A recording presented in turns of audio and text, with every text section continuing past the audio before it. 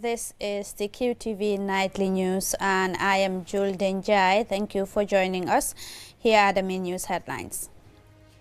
The National Association of the Gambian Nurses and Midwives and partners on Monday organized free cervical and breast cancer screening for women in Tanje as part of activities marking the International Day of the Midwife.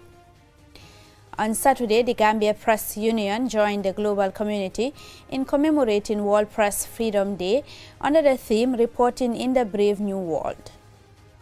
And Dr. Fatoumata Jobate Jain, the Gambia's first certified radiologist, has urged young girls to believe and dream big as a way to motivate women's or promote women's empowerment.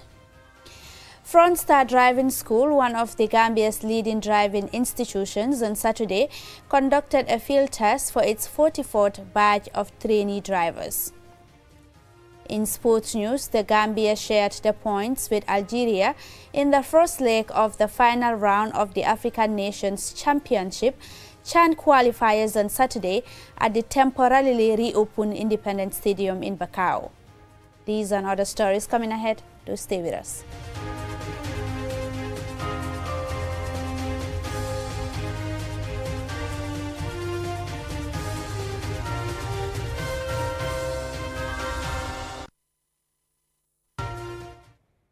Thank you very much for staying with us. If you're just tuning in, this is the QTV Nightly News.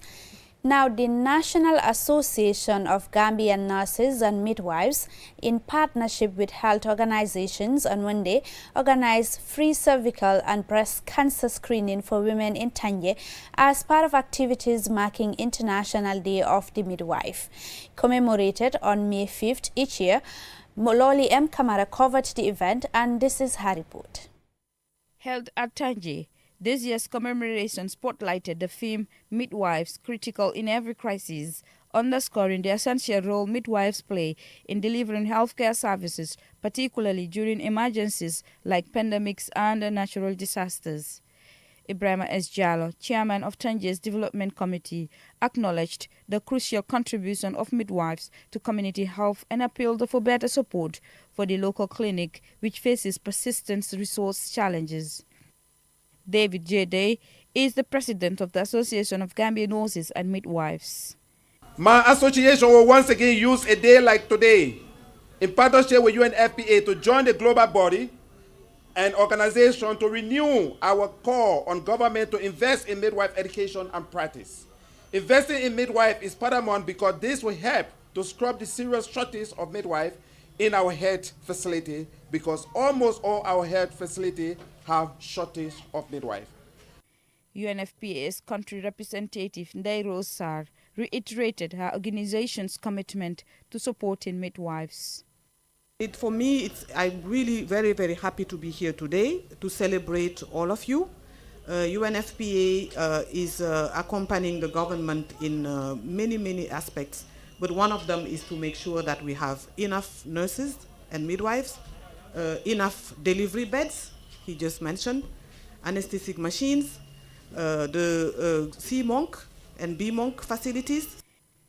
Dr. Musa Marina, Program Manager of Reproductive, Maternal, Neonatal, Child and Adolescent Health at the Ministry of Health, spoke on behalf of the Ministry of Health. The VDC chairman has highlighted few things, and I also have gotten some reports from Tanje. You highlighted that you have only one delivery bed. We are aware of that. You also have a small area as your labor ward. We are also aware of that. If you are having, let's say, 30 deliveries in a month, that's like one delivery in a day. So you might not need more than one delivery bed. So if you don't produce the data to show us that, yes, Tanje needs more beds, delivery beds, because we are having more deliveries. If your women are going to other facilities or to the traditional birth attendant to deliver, those ones will not be counted. So we cannot expand your health facility. According to the World Health Organization, there are about 22.8 million midwives worldwide. Yet, many countries, especially low-income and rural areas, face severe shortages.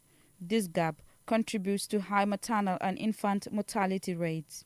In the Gambia, there are just 0.27 midwives per 1,000 people, well below the recommended 4.45 health workers. The situation is worsened by the migration of experienced healthcare professionals to countries like the UK and the US. This brain drain leaves some rural health facilities without any registered midwives, compromising maternal and neonatal care. Health officials, including Aissatou Suare, officer in charge at Tanje Community Clinic, and Omar Balde of the Association of Gambian Nurses and Midwives, urged greater investment in midwifery to improve maternal and newborn health.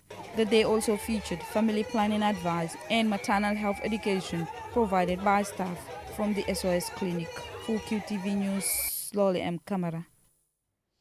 Now, last Saturday, the Gambia Press Union joined the rest of the world to commemorate World Press Freedom Day. The global theme for this year is Reporting in Brave New World, which looks at how artificial intelligence is reshaping the media landscape. Aliou Cisse attended, and this is his report. At this commemoration are journalists, veteran media practitioners and media owners who gathered to commemorate the day, which availed them the opportunity to assess the state of media landscape in the country and how to overcome the challenges impeding media freedom. Locally, the Gambia Press Union domesticated its theme on media freedom and responsibility, calling on journalists to uphold ethics and professionalism amid growing concerns over editorial bias and poor newsroom standards. In a strong statement calling for urgent reforms, accountability and protection of journalists, the president of the Gambia Press Union, Aissatou Keita, warned that while artificial intelligence is transforming journalism globally, it also brings new risks such as misinformation, surveillance, and job displacement. Artificial intelligence is changing not just how we tell stories, but also how truth is assessed, contested, and defended. While AI offers opportunities for innovation and efficiency, it also raises urgent ethical, safety, and credibility concerns for journalists, particularly around misinformation, bias, and job displacement. The GPU also expressed concern at the Gambia's stagnation in the latest Global Press Freedom Index, holding the same position as last year, 58 globally and 10th in Africa. She cited continuing arrest, draconian laws like the new Criminal Offence Act and Cybercrime Bill, and lack of support for the media sector. Some of the factors highlighted as reasons for the stagnation related to the arrest and detention of journalists and court proceedings brought against them, notably the Voice newspaper case. Other reasons also include economic challenges that include high taxes and a lack of subsidies for the media, and a lack also of political will to ensure the safety of journalists, the lack of implementation of the Access to Information Law, and the existing draconian media laws. The Gambia's Information Minister, Dr. Ismaila Cisse, said the media is much more free under the current government than before.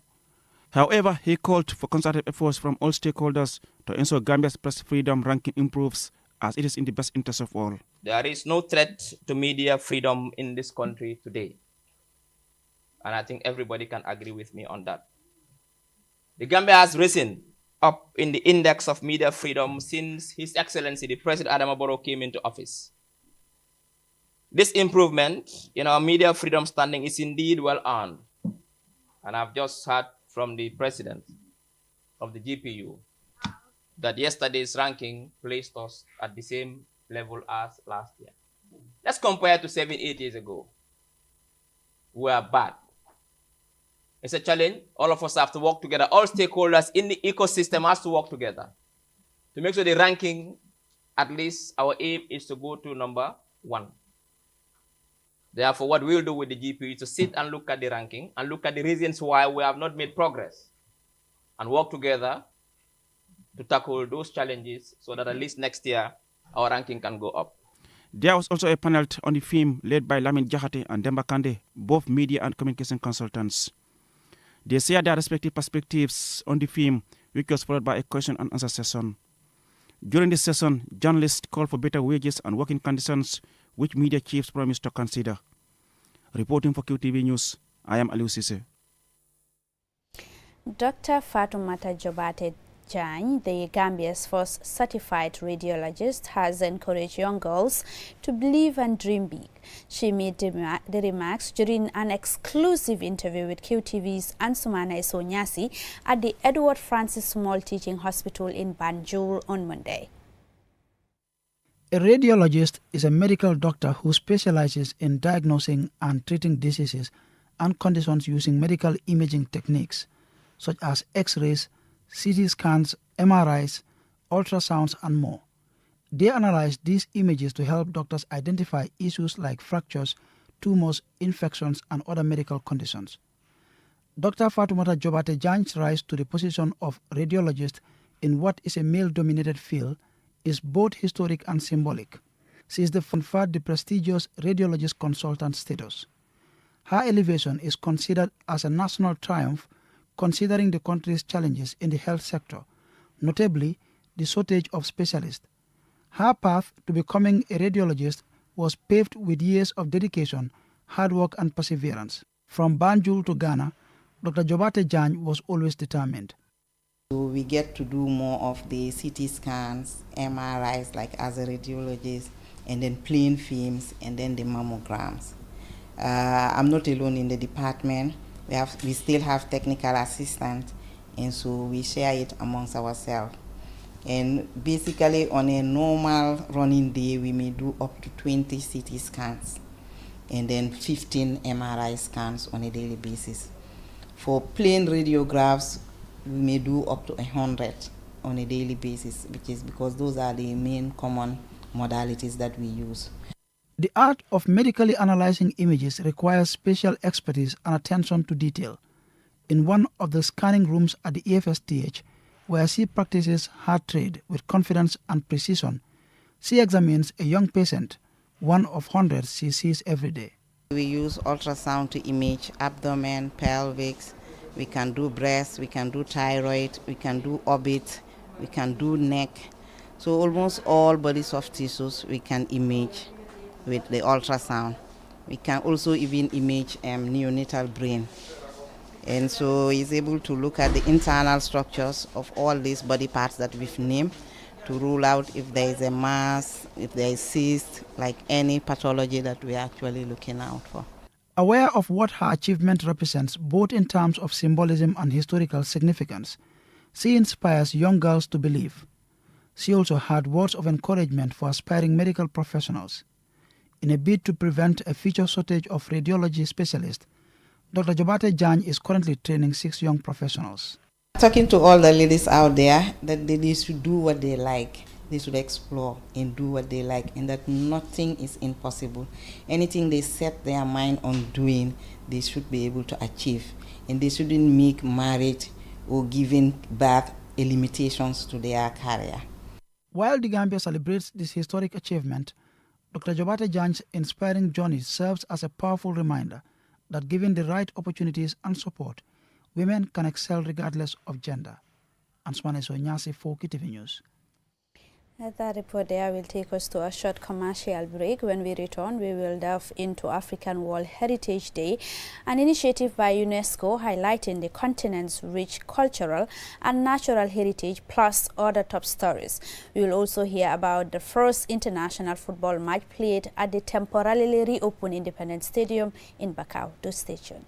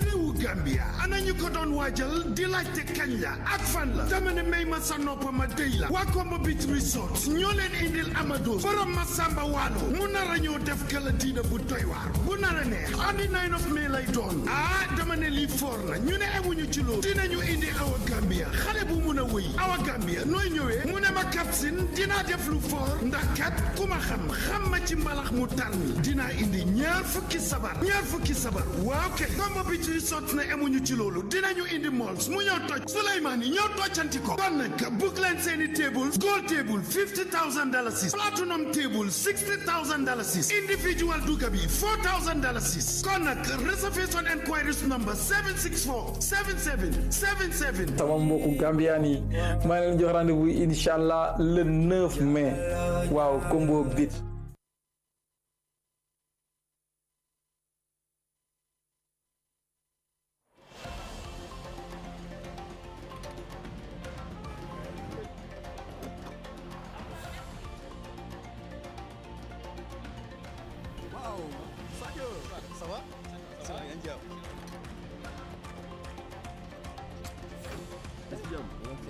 Oryx, with you all the way.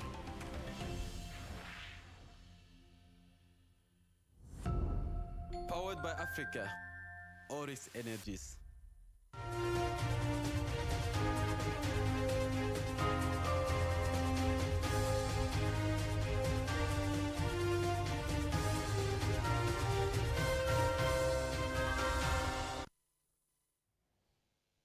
Welcome back, and this is QTV News. Now, Front Star Driving School, one of the Gambia's leading driving institutions, on Saturday conducted a field test for its 44th batch of trainee drivers following weeks of intensive training. Jennifer Sonko has the story. The test driving exercise was an opportunity for the learners to prove that they have a strong foundation in road safety, traffic laws, and science and vehicle operation. Aliuba, Communications Officer for Front Star Driving School, highlighted that the driving school is proud to lead efforts to ensure our roads are safer for pedestrians and drivers by ensuring that learners are tested and issued driving license only upon successfully passing the required driving tests. So Front Star come to intervene to make sure that we make Gambia a safer space to use the highways to drive by training professional drivers. And I think looking at this exam, looking at the number of people here, you will know that Front Star is doing an amazing job. And we believe that we will continue to be in the field to serve Gambians and give them the best of services. Majority of the learners participating in the drive tests are young people. Alaji Jaju, president of the National Youth Council, was invited by Front Star Driving School to serve as an observer during the exercise. In the near past, we've seen a serious rise in accidents. Most of those drivers are either young people, or the casualties are usually very, very young people. Young people at their peak, probably either going to school or learning a skill or a young entrepreneur. And then you end up getting an accident that really derails your eyes and probably even dead. But sometimes even if it is not dead, it's going to be an accident that derails you probably for the next 4 or 5 years and completely affects your growth. Fatu Esndur, youth parliamentarian for Lower Nyomi, is among the trainees who successfully passed the driving test and is now eligible for a driver's license. It was a very good experience because before I come to this school, I don't even know one of the road signs. But looking at the engagement that I have with the instructors and also the theory lectures, it has been an amazing journey for me. And once you are a student of Front Star, you are able to know all the road signs, what they mean, where they are located, and what you should do and what you should not do when you see such road signs. Front Star Driving School. Front Star started as a real estate company and now provides services in construction, installation, drilling, provision of house helps, drivers, cooks, and restaurant services. Their efforts to train drivers are a testament to their commitment to promoting responsible driving and road safety with the goal of reducing accidents on our roads. Reporting for QTV News, I am Jennifer Sonko. Coming up next is international news.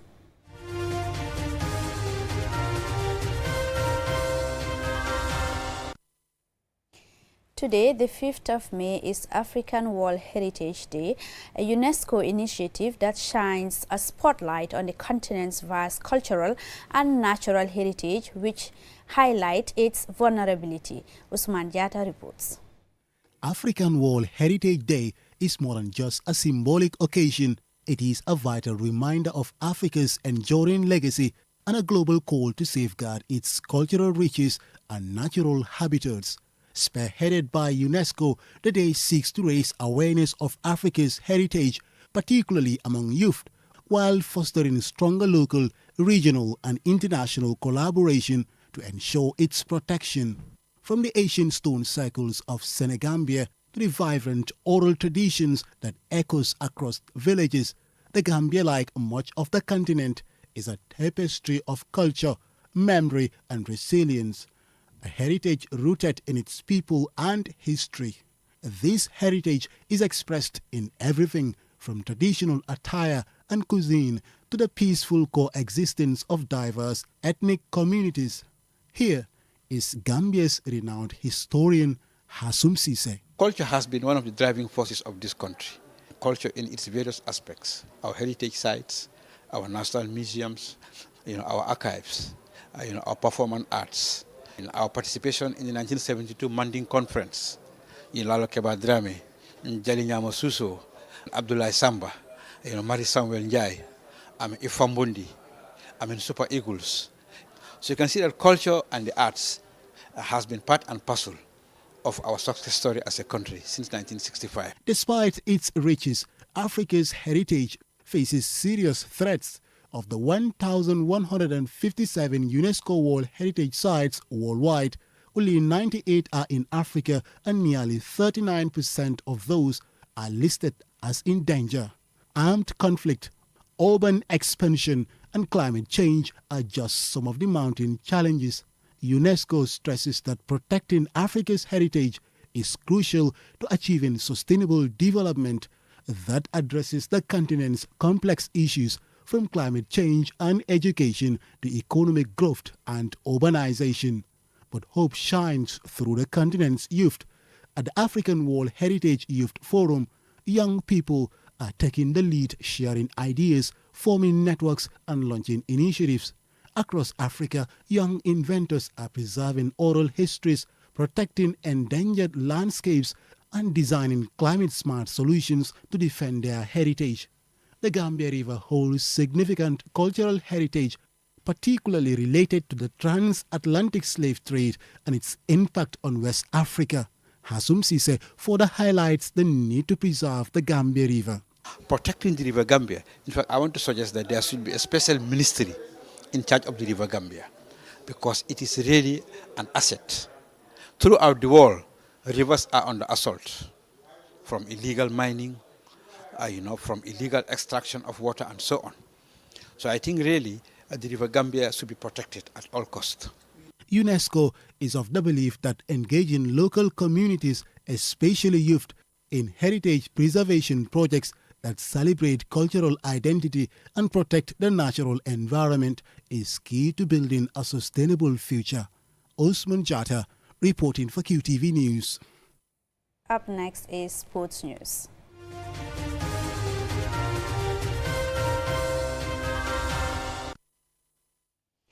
Now, the Gambia shared the points with Algeria in the first leg of the final round of the African Nations Championship CHAN qualifiers on Saturday at the Independence Stadium in Bakau. Our sports reporter Momodu Gajaga was there and he now reports. The Gambia missed the chance to capitalize on home advantage, settling for a 0-0 draw against Algeria in the first leg of the final round of CHAN qualifiers. The game marked the resumption of football at the Independence Stadium, after CAF temporarily lifted the ban on the stadium.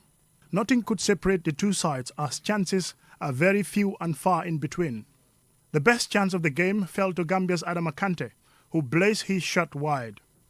Gambia CHAN team head coach Alaji Sarr admits his team is struggling to find the back of the net. We couldn't win today's game, and that's what we want. We want to win today's game, and we want to qualify. That is our objective.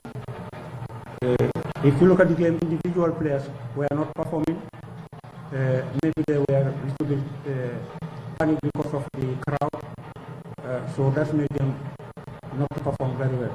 Algeria had a few efforts at goal, mainly defending deep, which appears to show they were happy with a point going into the return leg. Algeria head coach Majid Bouguera says his team achieved their objective by avoiding defeat in the first leg. Yes, we know that this game will be not easy. We know that Gambia is an athletic, strong team with some players who can play football, and especially with the condition of the weather and the pitch that we know that cannot practice our football properly. So as we work tactically. I'm very happy about the player. They was very disciplined, they were strong mentally because it was not easy. And in the end, we have some situation. We don't score, unfortunately. And for conclusion, that happy for this draw. Despite the excitement surrounding the match, which marked the return of football at the Independence Stadium 4 years after the ban, attendance was disappointingly low. The game was played in a virtually empty stadium, with a handful of supporters, VIPs, security personnel, and media representatives present. The return leg is scheduled for May 9th in Algeria, with the winner set to qualify for the African Nations Championship, which will be co-hosted by Kenya, Tanzania, and Uganda in August 2025. Mamudu Gajaga, QTV News. This is all we have for you in this edition of the News Bulletin. Do join us again at 10 p.m. for another News Bulletin. Thank you for watching.